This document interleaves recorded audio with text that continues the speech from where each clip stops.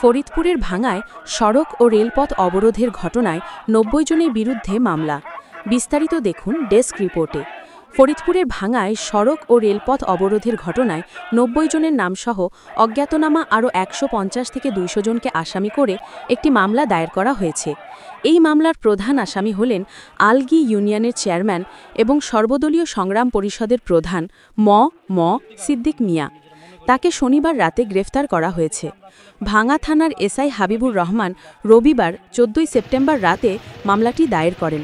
মামলার অভিযোগ অনুযায়ী ফরিদপুর ৪ আসনের সীমানা পুনর্গঠনের প্রতিবাদে ম সিদ্দিক মিয়ার নেতৃত্বে কিছু মানুষ ঢাকা খুলনা মহাসড়কের ওপর সমবেত হয়।